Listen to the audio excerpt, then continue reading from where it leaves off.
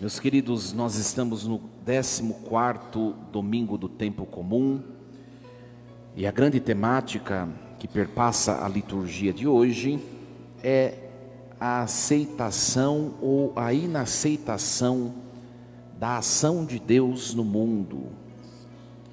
Hoje nós ouvimos a profecia de Ezequiel. Nós temos na Bíblia diversos profetas, Ezequiel, Isaías, Jeremias, Abacuque, Naum e tantos outros, Oséias, Alguns profetas profetizaram no reino do norte, Israel, no século 8º a.C. Outros profetas profetizaram 2 séculos depois, ou seja, lembrando que antes de Cristo o tempo diminui, Outros profetizaram no século 6º a.C., no reino do sul, Judá. Ezequiel é um dos profetas de Judá, do reino do sul, século 6º a.C. Ezequiel era sacerdote do templo de Jerusalém, E chegou o momento que Deus disse a ele, Ezequiel, saia do serviço litúrgico, do serviço do templo, que eu tenho uma missão para você. E esse texto que nós ouvimos hoje é a missão que Deus entrega a ele. Missão profética não é tão fácil. Naqueles dias, depois de me ter falado, ou seja, Deus falou com ele, entrou em mim um espírito que me pôs de pé, ou seja, estar de pé é uma postura de prontidão, de disponibilidade. Então ouvi o que Deus me dizia: Filho do homem, eu te envio aos israelitas, nação de rebeldes, que se afastaram de mim. Eles e seus pais se revoltaram contra mim, até o dia de hoje. A estes filhos de cabeça dura e de coração de pedra, vou te enviar. Olha só, vivia uma vida rotinal no templo, e Deus o tira, O tira daquela vida acomodada e entrega a ele uma missão difícil. Ele devia ir até, primeiramente, a nobreza do reino, Primeiramente os dirigentes do reino, e depois a todo o povo, e dizer: vocês estão vivendo uma vida de desagrado de Deus. É fácil isso? Não é fácil. Por quê? É só olhar para nós, todos nós. Ninguém gosta de ser corrigido. Ninguém gosta. Ai, padre, eu sou humilde, eu não ligo. Mentira. A gente pode até depois refletir, depende do temperamento, da personalidade, mas não é fácil ser corrigido. Imagine ele, um sacerdote, ir até o rei do reino de Judá e dizer: você está corrompendo o reino que Deus te entregou. A esses de cabeça dura e de coração de pedra, tu lhes dirás, assim diz o Senhor Deus, tal. É assim que tu deverás dizer. Olha só, quer te escutem, quer não, Ezequiel, pelo menos eles ficarão sabendo que houve entre eles um profeta. Ou seja, depois virão as consequências se eles não escutarem. Deus avisou, Deus mandou o profeta. Quem mandou vocês não ouvirem? E o texto acaba dessa maneira. Essa expressão, filho do homem, é uma expressão que está no livro de Daniel, uma expressão apocalíptica que é atribuída ao Messias, aquele que é o profeta, que deverá ser o profeta por excelência e corrigir a sociedade. Agora nós vamos 6 séculos depois, o evangelho de hoje. A igreja põe as leituras equivalentes. 6 séculos depois, o evangelho. Jesus, ele é chamado nos textos dos evangelhos de filho do homem. Por quê? Porque o Filho de Deus se fez homem para vir até nós e mostrar a vontade de Deus.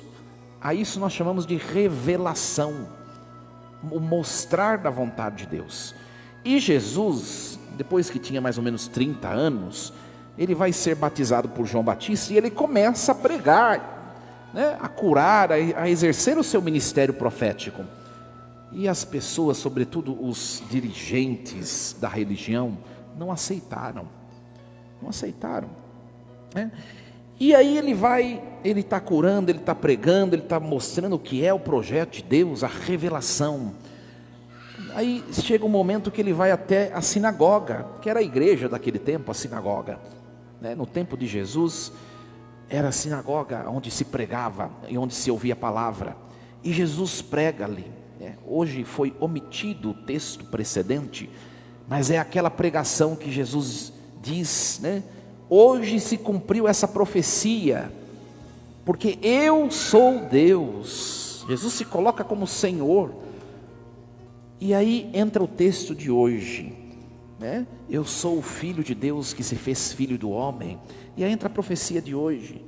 As pessoas da sinagoga começaram a se escandalizar, a questionar: como que ele é filho de Deus?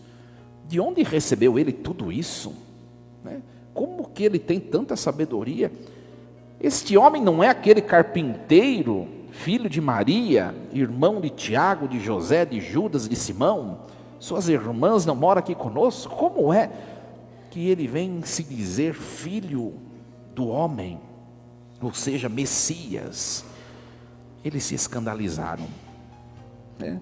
Porque não ouviram e não aceitaram a palavra de Deus. E agora, da época de Jesus, nós vamos, olha só, 6 séculos antes de Cristo, Ezequiel, Jesus Cristo, e depois, 2024 anos depois, nós. Acontece a mesma coisa. Muitos não aceitam a voz de Deus, a vontade de Deus, a revelação de Deus. Hoje nós não temos Jesus passando e andando no nosso meio pessoalmente, mas nós temos a voz de Jesus que ecoa no mundo por meio da igreja. Quanta inaceitação naquilo que é a verdade e que é a vontade de Deus. Começa por nós mesmos. Tem muita gente que vai à igreja e faz da igreja um supermercado. O que você faz no supermercado? Aí eu vou lá e pego o que eu gosto, ou o que eu quero. O que eu não concordo, eu deixo para lá. Ora, ou aceita a revelação toda, que é o próprio Deus, ou você não aceita nada. Não tem jeito. Não tem jeito, né? Não tem jeito de viver uma adesão parcial da verdade, né? E aí hoje nessa liturgia nós somos convidados, meus queridos, a refletir um pouquinho a nossa dimensão profética, né? Nossa dimensão profética. Vocês percebem que todos os profetas do Antigo Testamento foram perseguidos. O próprio profeta por excelência, o Filho de Deus que veio para santificar o mundo, também foi perseguido e levado para a crucifixão. E aí nós refletimos o nosso munus profético. Como nós estamos sendo profetas onde nós convivemos? Tem muita gente que pensa que a missão de anunciar a verdade, de defender a verdade, de anunciar o evangelho, cabe somente aos pastores da igreja, ao clero. Isso é um tremendo engano. Quando você é batizado, o batismo confere a você o munus de sacerdote comum, ou seja, eu sou chamado a santificar onde eu convivo. O munus de profeta, ou seja, eu sou convidado a falar da verdade, a defendê-la. E de rei, o munus de rei, ou seja, eu sou chamado a conduzir, a reger a minha história, a minha vida, a minha família, o meu trabalho. Todo mundo recebe esses 3 munus do batismo. E a gente pensa que a gente não tem eu não tenho responsabilidade com o evangelho. Olha, no dia do juízo o Senhor vai nos cobrar aquilo que Ele entregou como missão. Nós realizamos ou não? Porque o Padre, Ele não chega nos ambientes em que vocês estão. A igreja, por meio dos pastores do clero, não entra onde você entra. No seu trabalho, que às vezes permeia tantas situações de contradição com Deus. O padre não entra na vida dos jovens, lá na balada, não entra no convívio com os amigos. A igreja, na função, no exercício clerical, não entra lá no seu convívio com seus vizinhos, onde você está. É você quem deve exercer o bônus profético. Então, refletir hoje, eu tenho sido um profeta?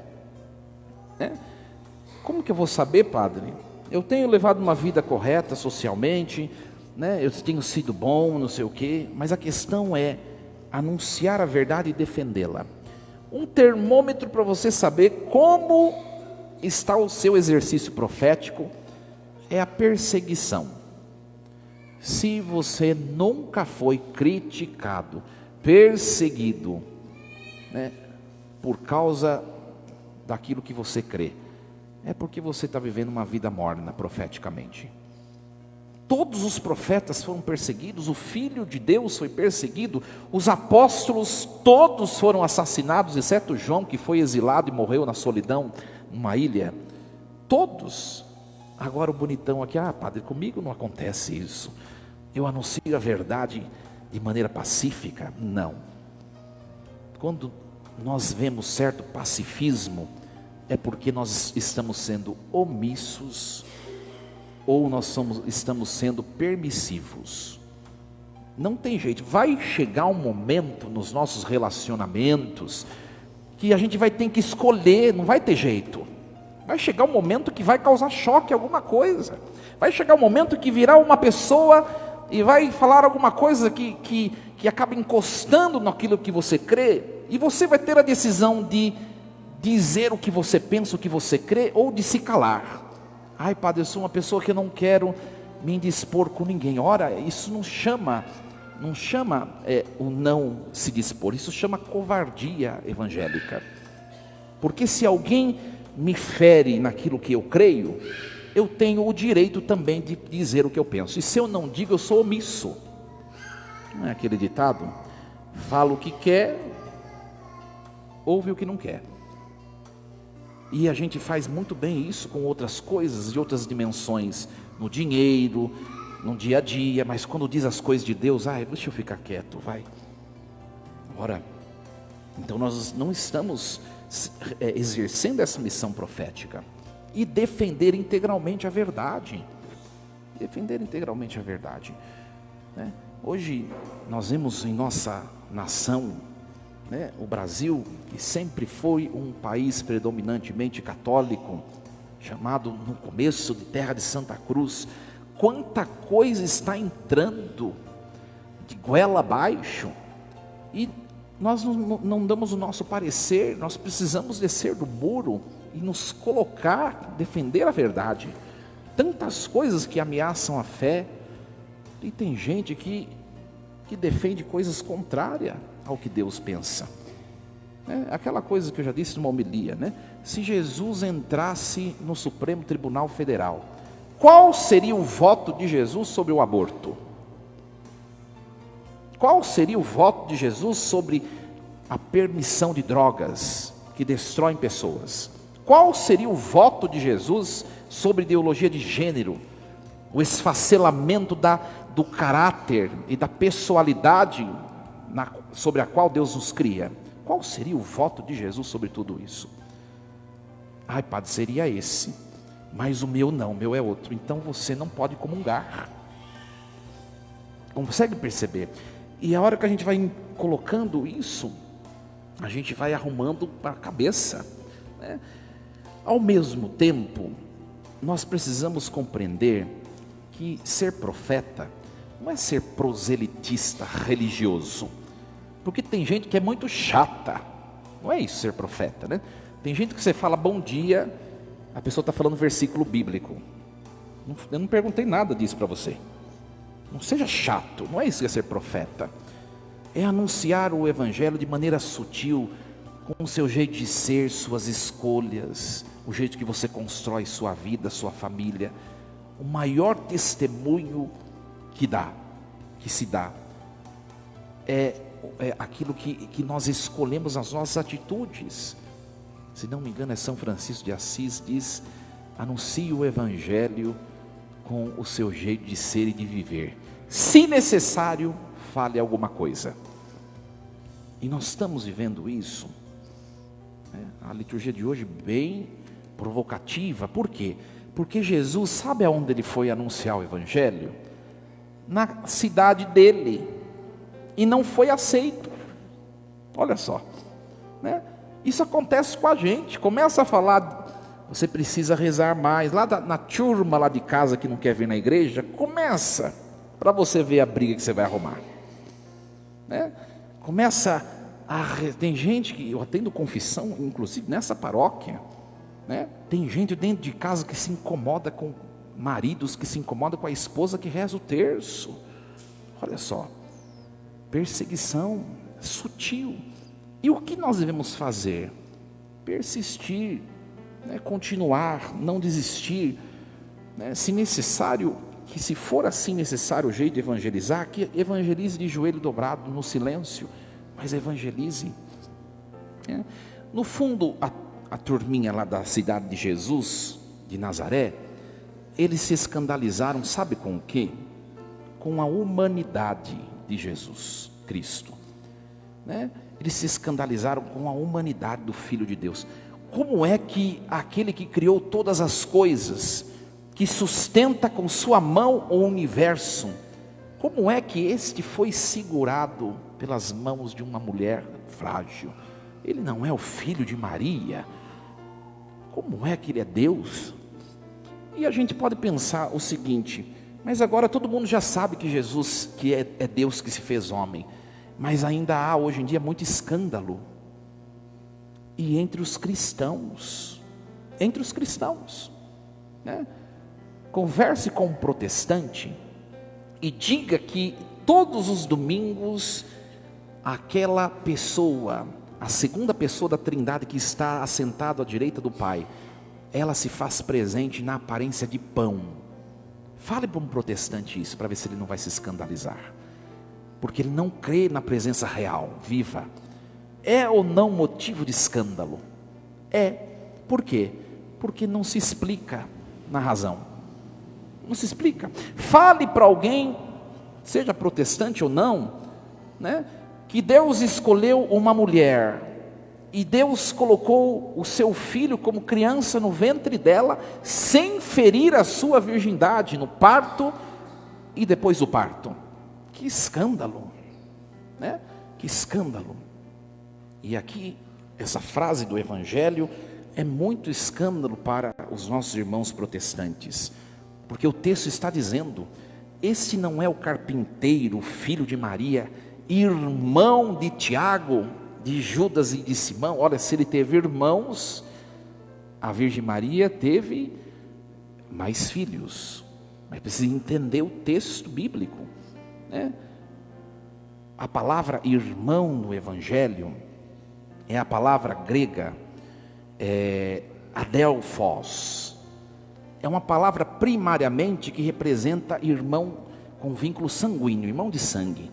Mas também no grego, né, no grego koiné, que é o grego da época de Jesus, ela representa vínculo familiar distante, né? De tal modo que essa palavra irmão neste texto, com esses parentescos, esses personagens, representa primos, e não irmão com laço sanguíneo. E aí a gente pega um protestante e fala, mas está escrito, precisa provar na Bíblia, né? Precisa provar na Bíblia. Olha, nós católicos não precisamos provar na Bíblia, porque a Bíblia veio depois da igreja, né?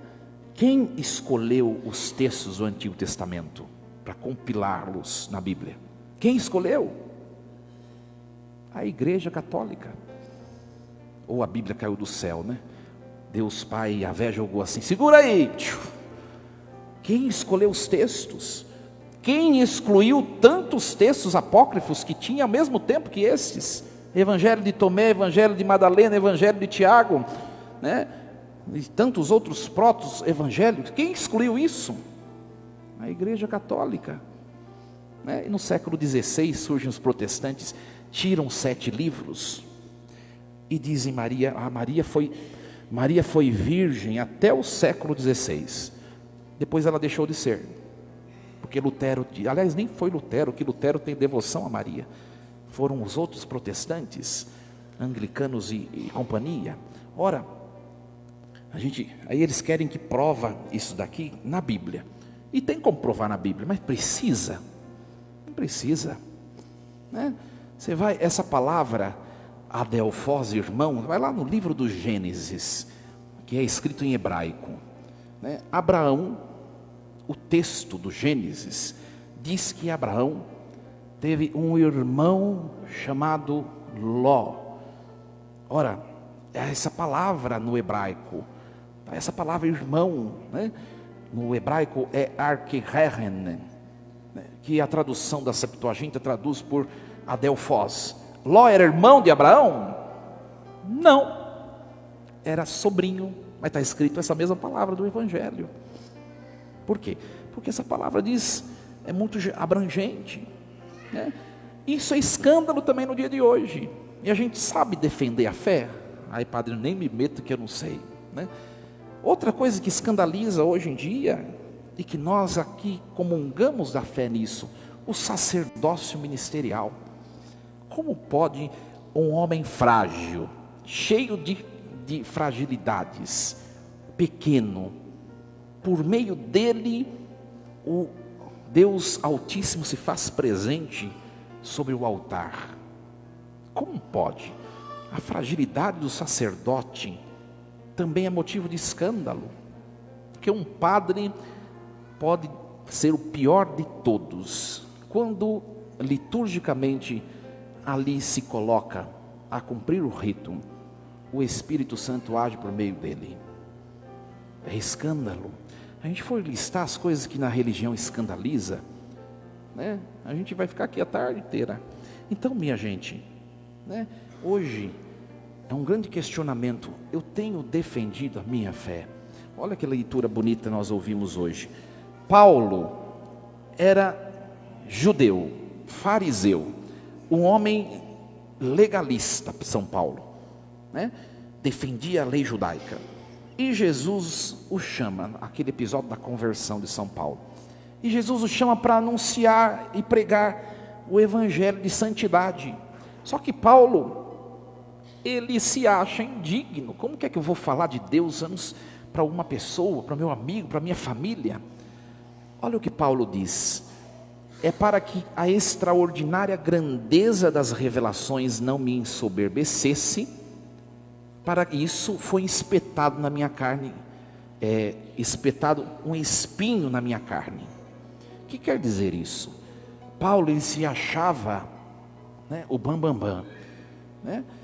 E aí Deus mostrou para ele um defeito que ele tinha, para que ele perceba que para anunciar o evangelho não precisa ser perfeito. O que anuncia e o que recebe o anúncio, ambos estão na caminhada de conversão. O que é esse espinho na carne de Paulo, padre? Não sei, a hora que você morrer você pergunta para ele, né? Ou era uma doença, ou era alguma coisa nele que ele não gostava e que acabava por incomodá-lo na hora de anunciar a verdade, porque não é fácil falar uma coisa, né? Ou era um pecado que ele não conseguia se livrar. Não é fácil anunciar uma coisa que você sabe que em você é frágil, não é fácil, nós não sabemos o que é. E aí ele vai para Deus e diz assim: afasta de mim isso. E Deus diz: basta-te a minha graça, sou eu quem vai agir por meio de você, não é você. Basta-te a minha graça. E aí ele, ouvindo a Deus, ele diz assim: quando eu me sinto fraco, é então que eu sou forte. Então, minha gente, que a leitura, o Evangelho, a liturgia de hoje nos ajude a reassumir a missão que Deus nos entrega, de sermos profetas da verdade e do Evangelho. Força e coragem, assim seja. Amém. Um instante de silêncio. Reflitamos um pouco como nós temos encarado as situações da nossa vida em relação às propostas de Deus